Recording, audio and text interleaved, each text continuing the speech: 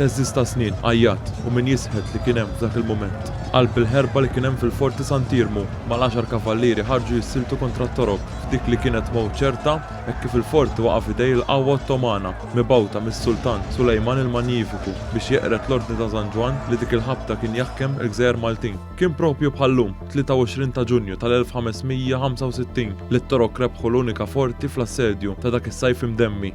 Lejliet il-festa ta' San Ġwan il-Battista li l-kavallieri u l-Maltin kienu jiċċelebraw pompa kbira fit-tarf tal-Olja Xiberras, it-torok u l-ġannisseri meqjusa bħala tfal tas-Sultan għax kienu l-aktar lejali daħlu qishom imġienen wara xahar jissiltu biex ħadu l-kontroll għalmenu ta' Marsa Mxett. Il-kuratur tal-fortifikazzjonijiet fi ħdan Heritage Malta, Matthew Balzan, spjega ma' dan l-istazzjon kif ir-riċerkaturi li dakinhar kien hemm minmiet bħala eroj. Jissemmew inqas minn 10 kavallieri illi kienu għadhom fil-fortizza dawn inġabru fil-kappella żgħira ta' Sant'Anna, però ddeċidew illi għandhom imutu mewta ta' eroj għall-Kristjanieżmu fil-fatt ħarġu jiġġieldu waħedhom kontra l-mijiet ta' soldati Ottomani li issa kienu deħlin bla kontroll fil-fortizza. Balzan jgħid li f'dik l-għaxija saru l-atroċitajiet. Fil-fatt dawn il-kavallieri nqatlu kollha, kien hemm biss uħud xi ftit Maltin li nexxilhom jaħarbu bil-hawn, però l-kavallieri li nqabdu ġew maqtula u brutalment fil-fatt ġew rashom ġiet maqtuwa u ġisimhom ġie msallab fuq ċatri fil-port il-kbir u ġew mitluqin mal-kurrent biex il-kavallieri jarawhom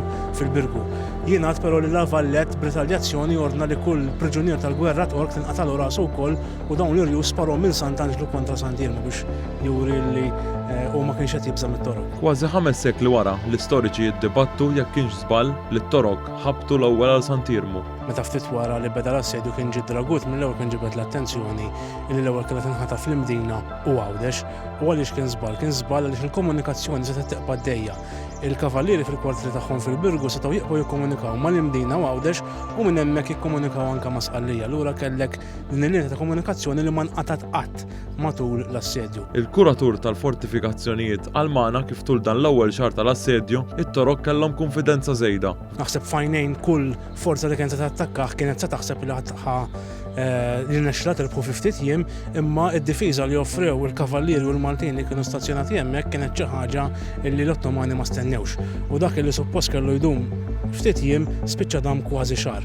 U allura hemmhekk anke l-Ottomani li żball baqa' iktar fit-tul għaliex tilfu ħafna nies. Dan l-attakk l-Ottomani tilfu aktar minn 8,000 ruħ, filwaqt li l-kavallieri u l-Maltin tilfu madwar 1200 ruħ. L-istoriċi jgħidu li żmien tal-attakk fuq Sant'Irmu sewwa mitlu deb għal Gran Mastru de Vallett biex saħħaħ id-diviża fil-Birgu u l-Isla. Għat-torok il-waqgħa ta' Sant'Irmu li wara l-assedju reġa' nbena mill-ġdid fisser rebħa soferta u mhux kollox kien ta' ċelebrazzjoni. Fl-istess jum li l-bandiera torka deret perper fuq posta ta' Sant'Irmu kien hemm min kienet jikbil mowt ta' Turgut Reis. Il-furban Dragut kien intlaqat ftit tal-jiem qabel minn splinter ta' kanun tal-torok stess.